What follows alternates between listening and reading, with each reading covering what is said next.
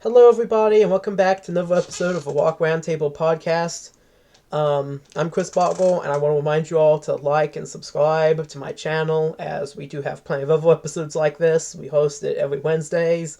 Today we are going to be discussing the Smashing Pumpkins, and I actually have a slightly different panelist than usual. So I have Ben, Hello. Matthew, Hey. Caleb, Hello. and Taco. Hello. Alright, so as I said, once again, we're going to be discussing the Smashing Pumpkins and the discography. I'm going to start with Caleb, as I believe he's the biggest Smashing Pumpkins fan of us all. Caleb, what are your thoughts? Yeah, I would say I'm a big Smashing Pumpkins fan. Um, the Smashing Pumpkins have been around for quite some time. They have very many albums, and they're still continuing to put out music, which I respect. They just came out with a new three-part album titled Adam, which it was a interesting album to say the least. I don't know if anybody here has listened to it, but I've listened to most of it, and it's like a techno, like metal. And I'm personally not a big fan of techno metal. I prefer the Smashing Pumpkins more traditional rock, grungy music. But I still have to give it to them that they're still like making music. Because a lot of times, they've been around since what, the '80s.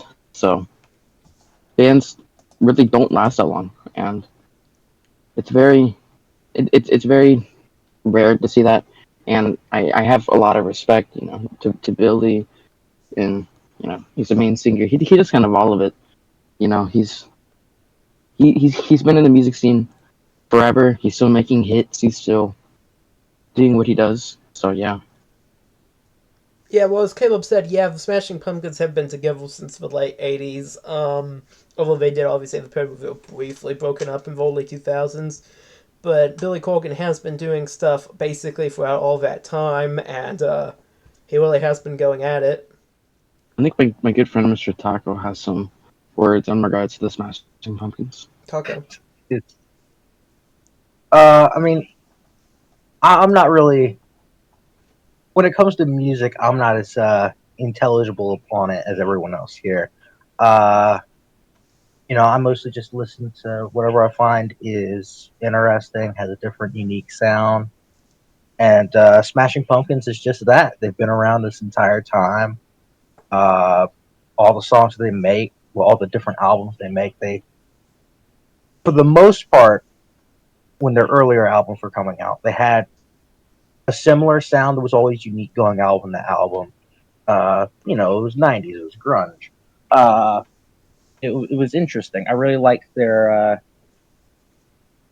use of kind of like symphonies, I guess, just something different when it comes to music. It really made it so you could tell that Smashing Pumpkins was their own thing. They had their own brand of who they were, and I just really like the fact that they had that sense of uniqueness to them. Definitely, yeah. They've always kind of had their own sound. They have incorporated sounds from other people, but if you listen to their music, it kind of distinctly has the same type of at least their older music, like on Adore and Mellon Collie and Infinite Sadness and Siamese Dream.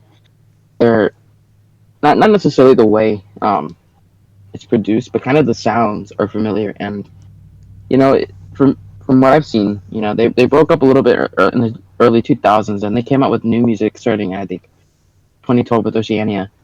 Um, they took up a new sound, and they've started to move more towards the techno scene, which I feel like most Smashing Pumpkins fans who listened back in the '90s would never have expected them to leave the traditional rock scene. Well, not necessarily traditional rock, but the more grungy rock to go to the techno. So I wonder how do y'all feel about the more techno rocky techno metal that's coming from the I'm Smashing Pumpkins? I'm gonna be honest. I haven't listened to a huge amount of the techno metal. I do want to say briefly to kind of elaborate on something Caleb said earlier. Yes, I do like how the Ole Smashing Pumpkins sound kind of mixes this kind of horseshoe, more kind of grunge sort of harsher, riff sort of heavy kind of guitar feedback, kind of intense sort of rock with oftentimes orchestral, kind of symphonic sounding backings. That really, I think, makes them stand out from a lot of the other grunge bands at the time that they were competing with. I will confess, some of these new albums that Caleb's talking about, I haven't listened to, so I'm not the most knowledgeable. I'll at least elaborate my thoughts on like why they sound a little bit different in some ways than other grungy bands. So a lot of grunge and grunge in definitely the late '80s and really up until Nevermind took off, was in many ways a mostly Seattle-based scene. The groups like Nirvana and stuff had toured to other cities, but still a lot of the stuff had been percolating out in Seattle and its suburbs more than anywhere else. And in some way, because Smashing Pumpkins is not from Seattle, it's from Chicago, and it also has influences from these kind of post-punk, which was post-punk influences, and don't get me wrong, but post-punk influences kind of being synthesized in the Chicago area, somewhat separated off from, and this band predates grunge getting big, being kind of separated from Nirvana and Pearl Jam, while still in many ways being helped by those bands' success, allowed there to be kind of a different flavor to the sound. It's not popping Eddie Vedder or Kurt Cobain in the way that a lot of grunge bands that developed after 91 or 92 are, because it's older than that and it had already matured enough as a band. It wasn't just like a band floating out there. It had matured enough as a band before that took off to not have like, oh, we gotta pivot into sounding like these other things, while still being influenced by grunge, the movement as a whole, but without getting pigeonholed into like the Cobain sound or like Eddie Vedder voice sound, if you know what I mean. Yes, well, I will say Nirvana's first album came out in 1989, and I believe the Smashing Pumpkins' first release came out sometime around that exact same time. And so, I mean, the albums came a little bit later, but they were, I think, featured on some sort of like compilation, so they couldn't have possibly imitated Nirvana at all. I mean, even if they wanted to.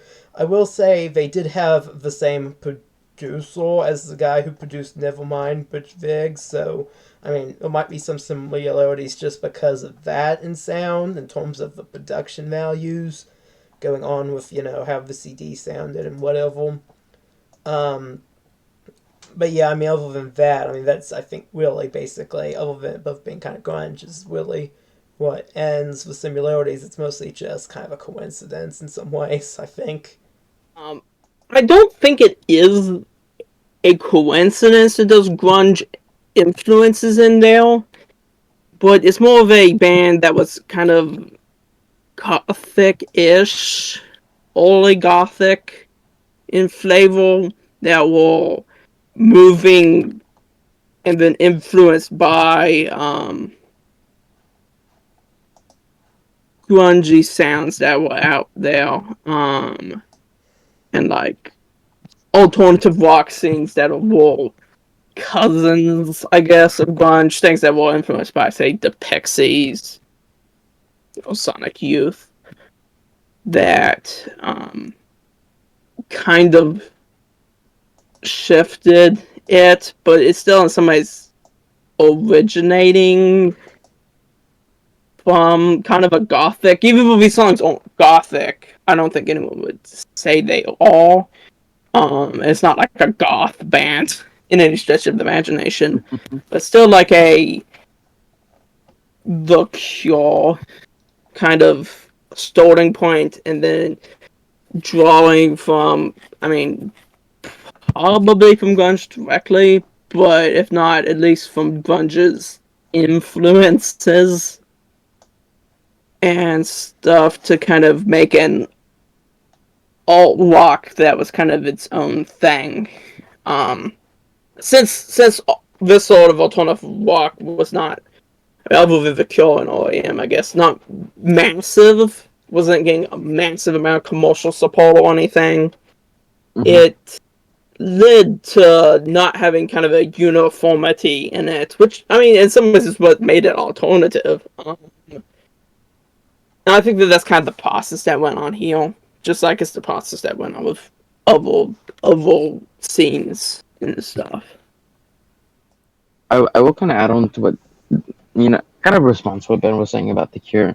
I find it really funny that you brought that up because the Smashing Pumpkins, their bassist, guitarist, James Iha, it's funny, within the albums that has been released by the Smashing Pumpkins, he is very rarely sang.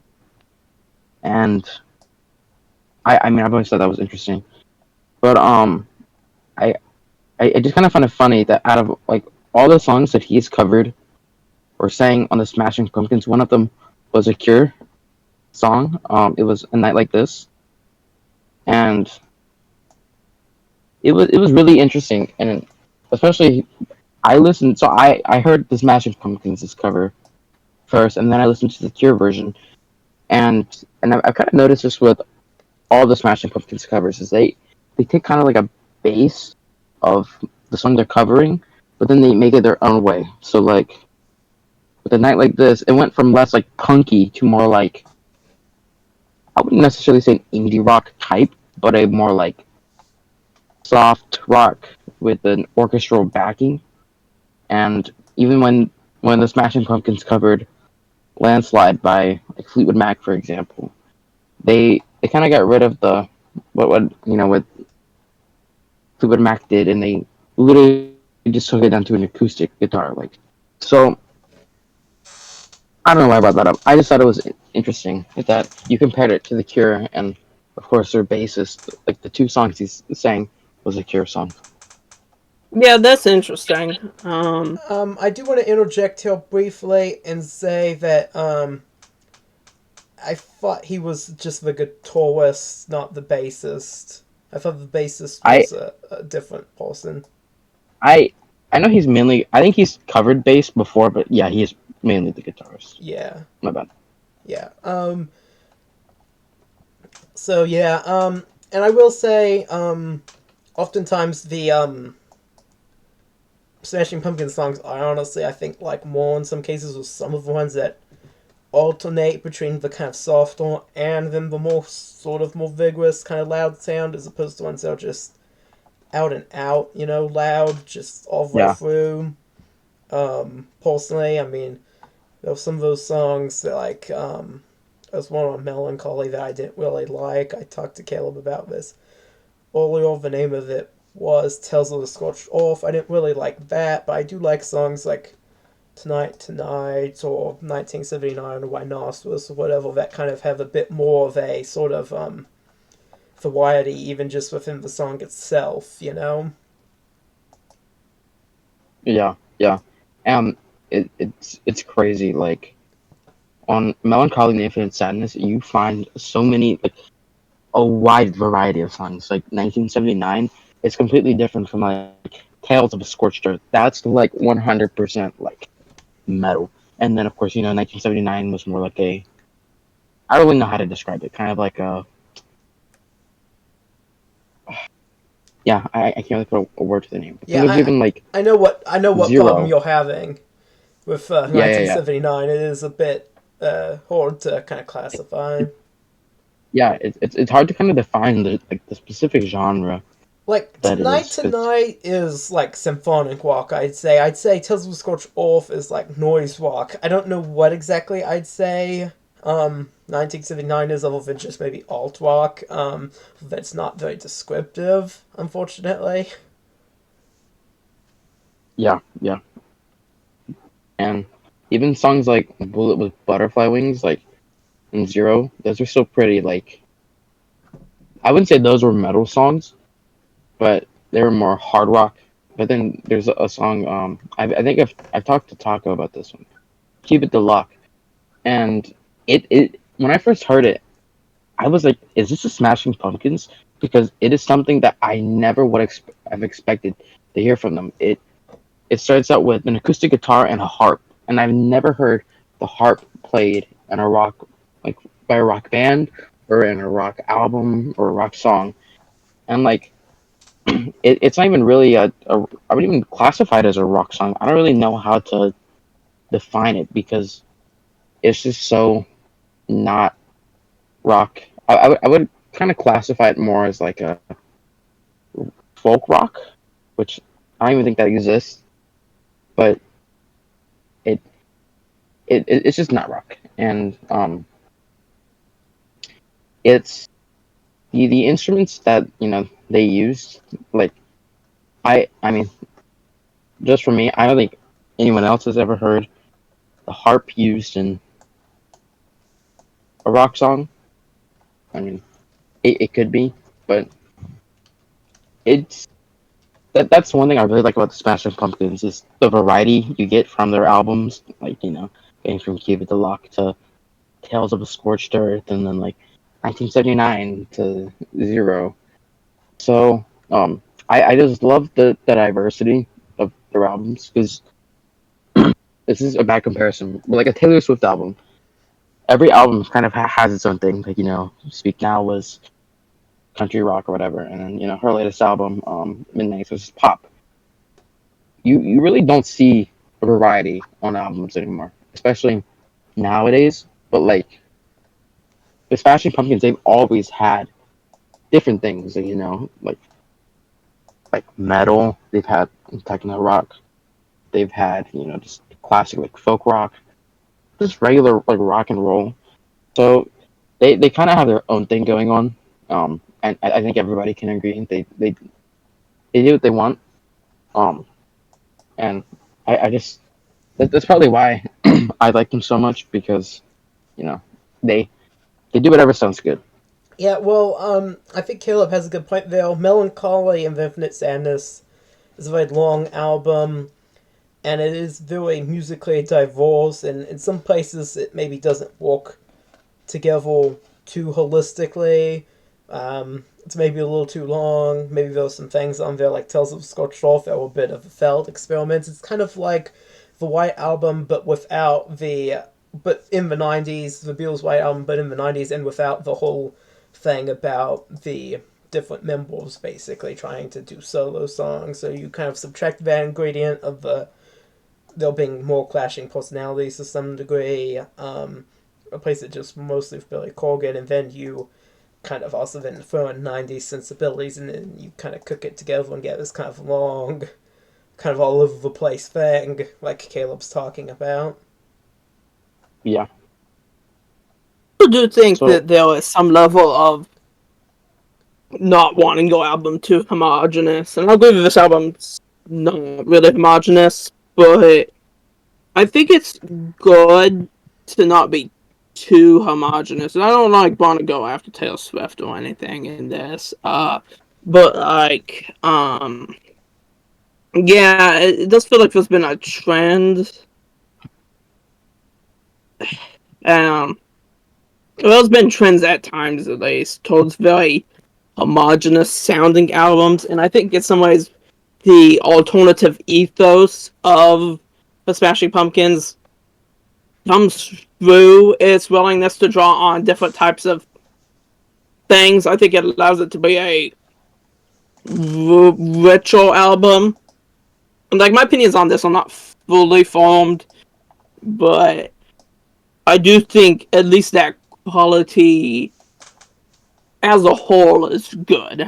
And like with like the White Album, which we were comparing it to, it does feel a little bit less all over the place in that album. Though I do think that they're all over the place in the White Album, and in some ways, kind of here too, does add some weird functionality. Though in the White Album, that's really a lot of the times the main functionality well, on Mellon Collie, it's not. And we discussed this in the Beatles Roundtable with like, I do think there was like a white album sound, but then some songs break it. I think that there was also a Melancholy and the Infinite Sadness sound, though would have trouble pinning it down more with the white albums because it's not being as broken, I guess, even within the eclectic mix. Yeah, I understand that. What else was I gonna say? Kind of reminds me, I guess, in a ways of kind of what Steely Dan did on Pretzel Logic. You know, I say that's one of Steely Dan's best albums. Of course, I've reviewed it on my channel. So everyone who's listening to this should go watch that. It's a shameless plug, obviously. It is a kind of a most musically diverse of our albums, and it gets kind of a genre roulette thing going on in some cases there. And although I do prefer the album immediately preceding it, it is, I think, one of their best efforts because it is, in my opinion, probably their least homogenous effort. And so I think that's a very good thing, and it kind of, I think, calls back to what Caleb said about Taylor Swift and the homogeneous sort of album format. Like, it can work if you do it well, but it's also good to try kind of different things. It's also good sometimes to just throw out in times, cases, kind of a collection of just ideas that are all over the place, but good ideas, but kind of a variety of ideas. And I think there was a lot of, merit to what Caleb was talking about and his ideas when it came to that in terms of album formatting. To pivot now briefly, if this is a question aimed at Caleb, this isn't just me making a statement. So while researching this, I saw that Billy Corgan, said that the album is supposed to be a modern day The Wall by Pink Floyd, which I know has also been connected into current events, but we're not getting into that. But besides both being double albums, I'm not sure if I really understand the comparison, as Mellon Collie doesn't seem like to me to be like a rock opera. But maybe there's something that I am not getting, or that I have not stewed enough in my brain. So I would like to hear your thoughts on that, Caleb. So are you saying that Billy was talking about Melancholy and the Infinite Sadness in regards to the Pink Floyd? Yeah, we'll go to the album The Wall. Okay. So I mean, the Smashing Pumpkins, so their latest album, Adam, kind of a plug there. They literally called it a rock opera. I wouldn't really say it was a rock opera, but Melancholy and the Infinite Sadness. I see. I'm not a Pink Floyd fan. I don't think I've ever even listened to their music, so it's hard for me to make the comparison between them just because I'm not a fan of Pink Floyd. But in regards to the Smashing Pumpkin, I don't really think well, I could see Melancholy and the Infinite Sadness kind of being a what you want to call it, a rock opera, just because you start out like you have songs that are really slow and somber, then you have pieces that are really fast and loud, and like I've never seen an opera, so but from my musical knowledge, it's you could even call it like an overture, where it's like slow in the opening, and then you have that really fast part, and you go back slow, and you have like a fast part. So I wouldn't say it's wrong to call it a rock opera, but I also wouldn't say it's right. I would say I would call it Melancholy an overture. I think you can That's argue to my some degree that, in terms of, as Caleb's talking about, in terms of construction, that Melancholy is closer to an opera, kind of an older, more classic opera, whereas The Wall is a bit more closer to like a blockbuster film, although obviously those are both kind of ultimately descended from opera. Just there's maybe more steps from opera to The Wall than there's from opera to Melancholy. I mean, you see it the influence even in just the album artwork as well as Tonight's video as well. There's clearly a kind of a influence on this kind of old-fashioned, I guess, notions mixed with this very modern alternative grunge 90s sound. So yeah, I mean, I think there was something of an influence there in terms of older sort of sensibility at kind of how it's put together in terms of how it's paced. Now, I'm not necessarily saying that it's a very well-paced album. I personally think it's a little on the long side for what it is. It's not a sound I'm that big of a fan of.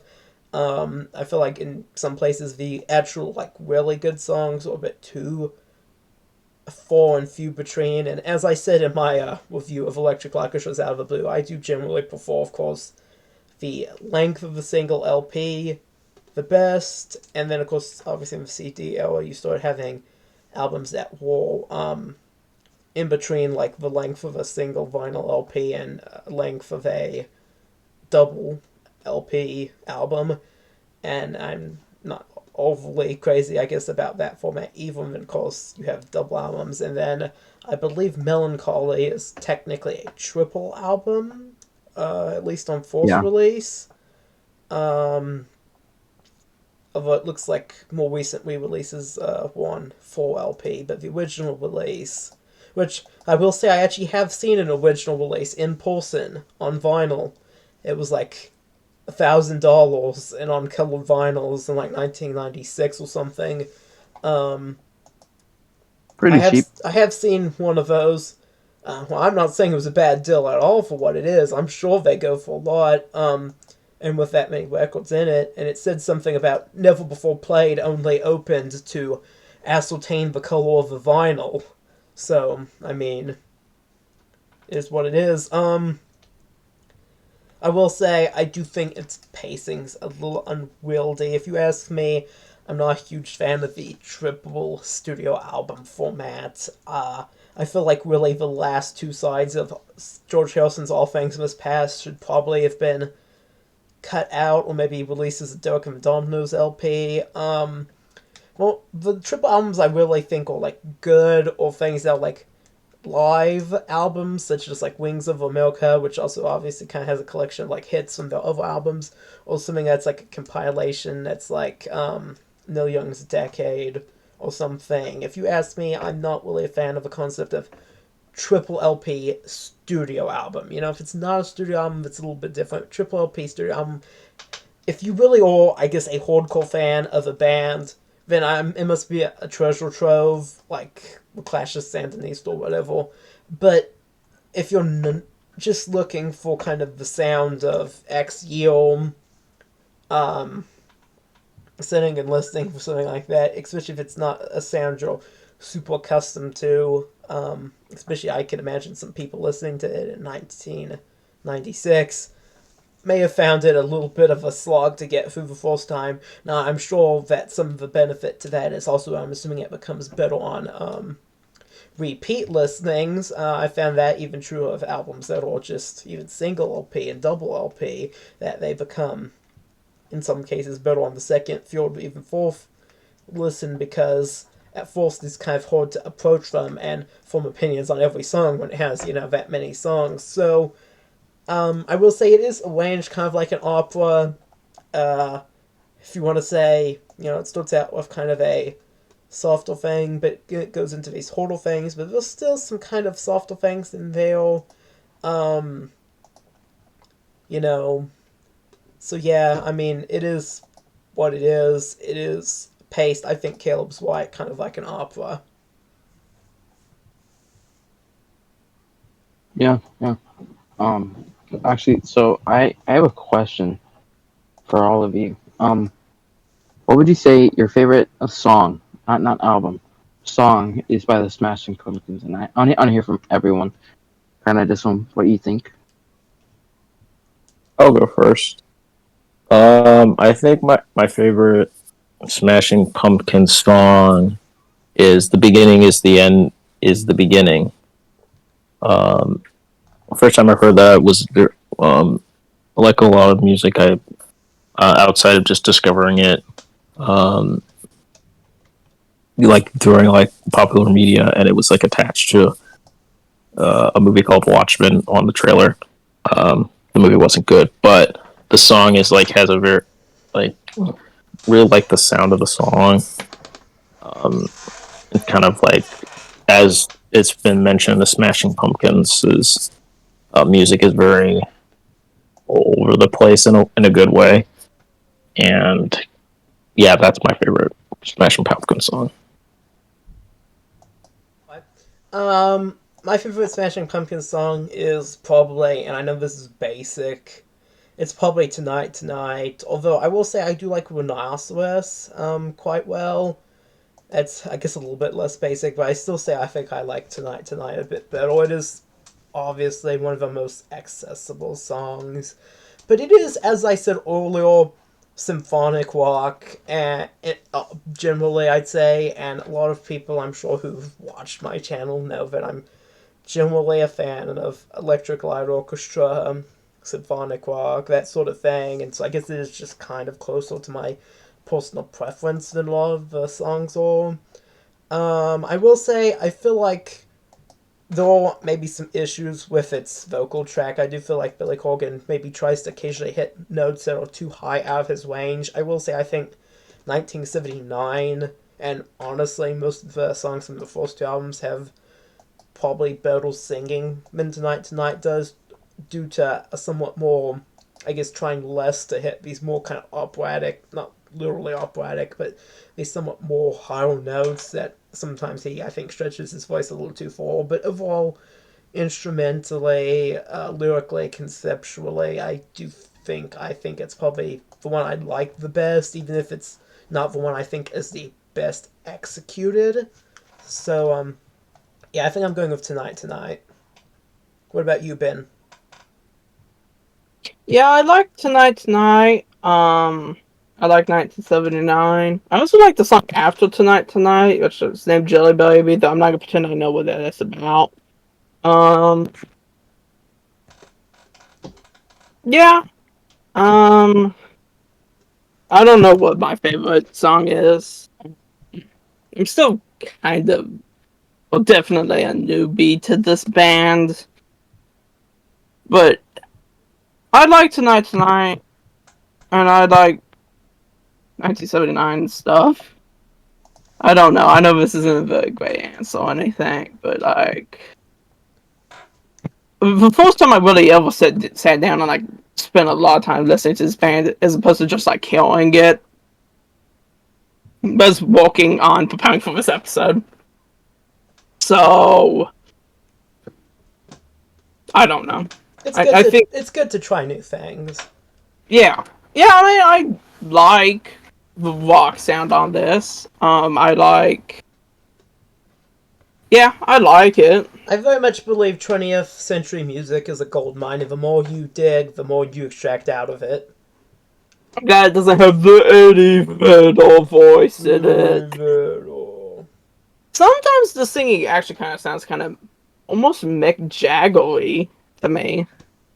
Okay, that's bugging off topic. Yeah, Billy Corgan certainly has a kind of unique voice that isn't the grunge voice, and I think that helps it stand out in a lot of cases. As I said, I don't really think he's that good of a vocalist, and sometimes I do think he tries to hit notes that are a bit too high.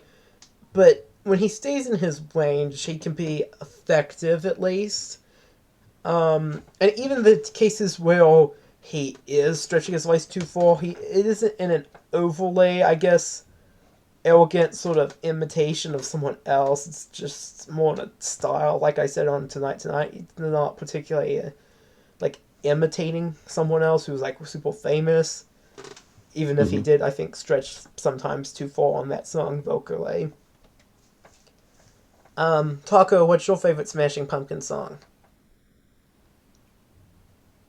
My favorite Smashing Pumpkins song is Today. W. You know, I don't really have a specific reason as to why I like Today over the rest of their discography. I just, out of all their music, I've listened to I like listening to albums from bands like back to back. So like I'll listen to like 3 or 4 albums from a certain band. In the case of Smashing Pumpkins, I believe I listened to Gish, Mellon Collie, and then their newest album at the time that I was listening to them, which was I forgot the name of it. It was not my favorite. I won't lie. But out of all those songs, I really just liked Today. It was my favorite one out of all the songs I listened to, and it's the one that I come back to the most. Can I just say, talk in regards to, why it's your favorite song? I think it might be your favorite song, because today is the greatest day you've ever known. I mean, if you think about it, every day's a new day. That's a So big mood. true. So true. Also, I forgot to say, I will say it before we get off topic. My favorite Smashing Pumpkins song has to be "Try Try Try" off of Machina, the Machines of God. It's it's an interesting song in the aspect that it's like not really rocky, but it's more of a I don't know how to describe it. It opens up with like a piano, and of course it's not really often in rock, but it Uh, has kind of I'm like a gonna slow rock refute vibe. that. There's a lot of rock songs with piano. Yeah, but like not from the not the Smashing Pumpkins style rock. Not Like grunge yeah, or and it's a alternative slower as rock. much, but there was a lot of older rock. Songs like Let It Be, Elton John's Discography, whatever. The Who's First album featured the piano quite a bit. Um, there's a lot of piano in rock once you start going back. Maybe not today. Maybe today it's more synth, keyboard.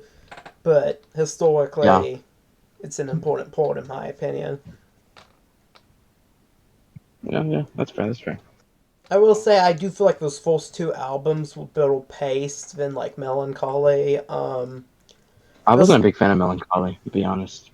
I'm not saying the best songs on Mellon Collie aren't better, but I'm just saying as an album format, and I'm not even saying the average quality is better. I'm just saying I feel like it's better paced. Like I spend a lot of time in my like out of the blue review, which at the time of filming this isn't out yet, so I guess time about this isn't out. I spent a lot of time. It's a double album, saying that I don't feel like it's as well paced as the single albums, and some of these other albums are kind of on the long side as well. Siamese Dream in Hmm. particular, it looks like it is 62 minutes, which is longer than just a single LP would be. Gish is about the length of an LP though. But I do feel like both of them are better, kind of arranged in terms of the track listing, the length. I guess Gish in particular, that's true of. With Mellon Collie, as I said, it is a little bit too long, I think, in places. And I I think that makes I it I often unapproachable unless you're already very deeply, I guess, invested in it. yeah. Can I just quickly state I feel like Melancholy and the Infinite Sadness as an album, it tried to include like what they did with Yish, Siamese Dream, and Pisces Iscariot. Like all the sounds, like because Pisces Iscariot, it's more like a slower, like I would compare it more to like Oceania. Um, but it was like that's where they did the cover of Landslide. They did like Soothe, Obscured. So like it was a very slow album. It was more of like a something I guess indie, like all indie rock. And then of course you had Siamese Dream, which is like just your typical like '90s grunge English, which was a little bit more like more rocky, like not necessarily metal, but heavy rock. So I feel like with Melancholy and Infinite Sadness, they kind of like just merged those three together and wrote an album, which that's kind of why I don't like it because I feel like the songs on Pisces Iscariot they all go together. The ones on Siamese Dream go together. The ones on Gish, but then when you put it together in one album, it's just not good. I will agree that they're a lot more homogenous. And I will say that is something that works to their detriment into Melancholy's advantage. Um, I feel like of the first three, I feel like the one I like the least is probably Siamese Dream. Really? Even though I do feel like it's maybe a little bit more varied than I'm not including Pisces and Iscariot in this, but I feel like it's a little bit more varied than Gish. But I feel like it's kind of like Halo's multiplayer. Nowadays, there's not really any reason to play Halo 2's multiplayer, even though when you could play Halo 3's multiplayer. But you could still play Halo 1's multiplayer and get something out of it. I think it's kind of the same way with the Smashing Pumpkins in a way. Although I will say, what was I gonna say?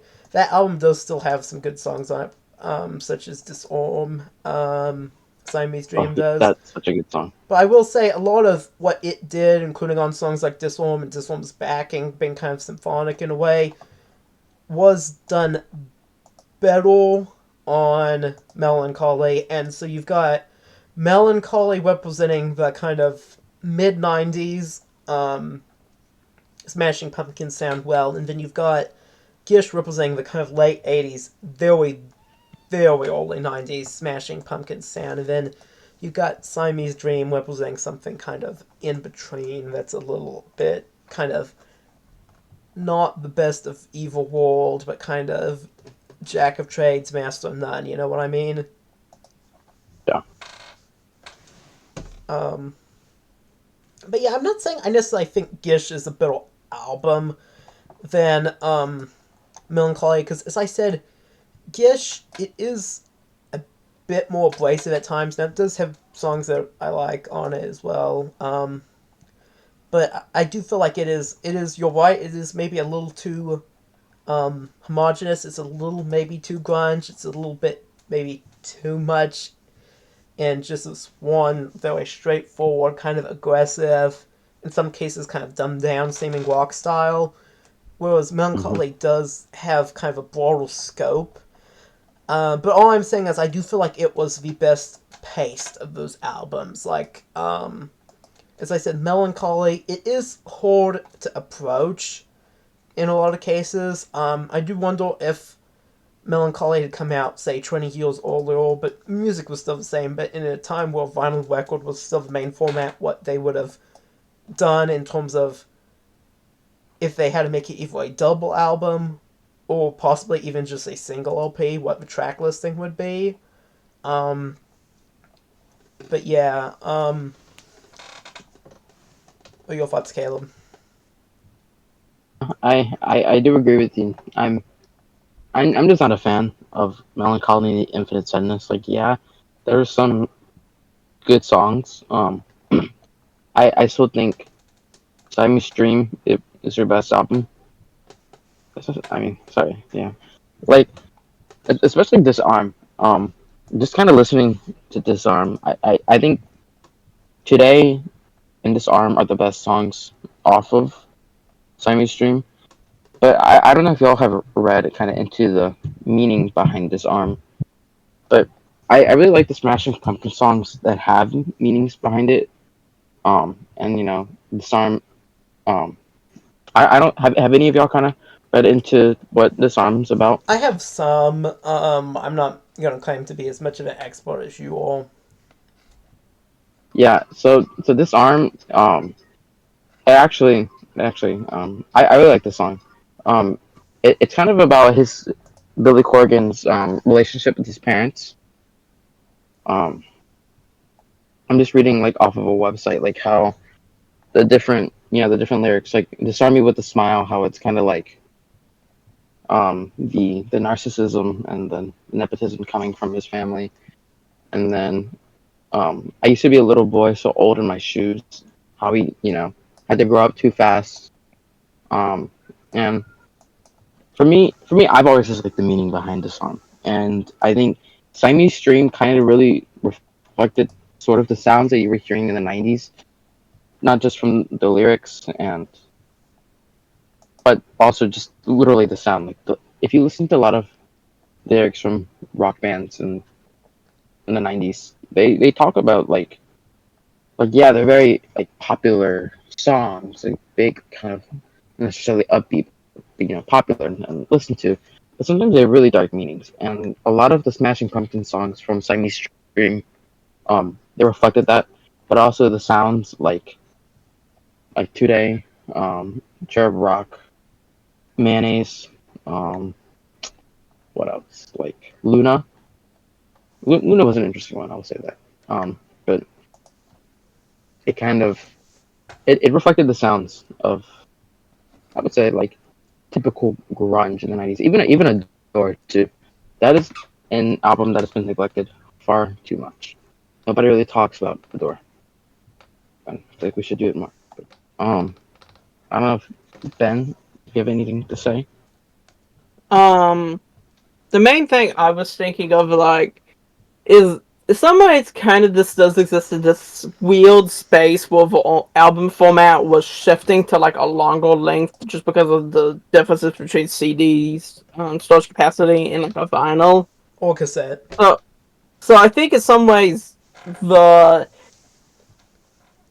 growing pains I guess you're feeling with Siamese Dream, I don't really think are necessarily a problem. It feels long relative to a vinyl record, I'll agree though, but relative to other records at that time, or even relative to Mellon Collie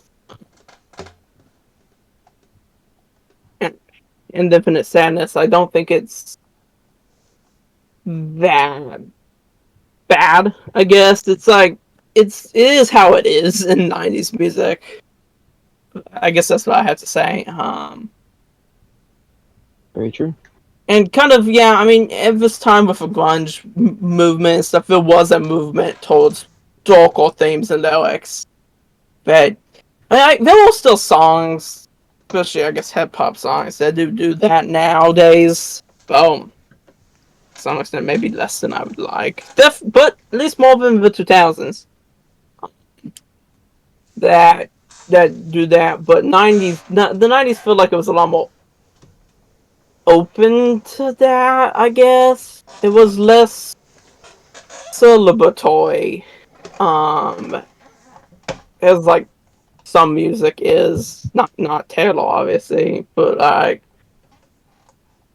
there's nothing wrong with celebratory music, party music or whatever. It's good. There were quite many good songs about that, but it does feel like... Ben, are you saying Siamese Dream is a Dow album? I don't think that could be disputed, could it? No, I don't think it could. I think in some ways maybe grunge can be critiqued, and I think was critiqued at the time as being overly serious, and I don't think that that's necessarily wrong. But I do think that's somewhat counteracted by the variety on, like, at least Mellon Collie Dream. I mean, it's just the length of it. It's really the obstacle. Tonight is a, let's face it, relatively upbeat song. I'd say, personally. Yeah. Yep. So yeah, there was obviously, I think, some thematic variants there going on. It does show in that album, as I said. Mellon Collie does have, as I said, more range than Siamese Dream, I guess, in that respect, and Gish as well, I guess. I would say that is my favorite Smashing Pumpkins album. I think it's the best one, honestly. Which one, Gish? Yeah, Mellon Collie. Oh, Mellon Collie. Yeah, yeah, so yeah, anything else anyone wants to say? I think we need to hear more from Taco since he's a big Smashing Pumpkins fan, and it feels like we haven't heard that much from him. All right, Taco. That's true, Taco, yeah. I'm actually not that big of a Smashing Pumpkins fan. Really? Wow. No, like I love a couple of their albums, but like they're not one of my favorite bands out there. What Like, are your favorite bands? Favorite band is I've mentioned it before with Caleb because we disagree on this massively. My favorite band is the Red Hot Chili Peppers. That's the one that I own multiple vinyls of. That's my favorite band by far. But obviously we disagree on that aspect of rock. There's another group that released a very, very long album. Very, very long. Yeah, actually, I do think Red Hot Chili Peppers are like a good kind of cousin or relative of Smashing Pumpkins. In the sense that they kind of both were bands that kind of were like related to, but like also somewhat separated from grunge. Though obviously Red Hot Chili Peppers' ancestry and existence and pedigree is like They older, go back quite a bit was more. more hip hop influence. Red Hot Chili Peppers. It's less pure West rock, I guess we'd say. Though I would say, as Caleb was talking about, there was eclecticness in Smashing Pumpkins, though a lot of it is eclecticness within rock historically. Though, is my understanding for my main source on this is Caleb, less over time. But yeah, I think Red Hot Chili Peppers, in some ways, does represent another stream of what we were talking about, of stuff that was popularized as a result of grunge, but I mean, it's further away from grunge, in my opinion, than Smashing Pumpkins, but Yeah, well, back when not Red Hot Chili Peppers, back when the Smashing Pumpkins were getting started around the time of Gish, they actually opened for the Red Hot Chili Peppers. So it's certainly kind of, they had kind of, I guess, similar fans, because they, I guess, in some way was building up their fan base from people who were attending Red Hot Chili Peppers concerts, in some ways, and they were kind of, I guess, kind of going for that same kind of vibe in some ways, although a little bit more serious at times. Alright, well, I think we're about done. I guess that's all for episode on the Smashing Pumpkins. I want to thank everyone who got this far for watching. I would like to urge you to like and subscribe, and I hope you have a great rest of your day.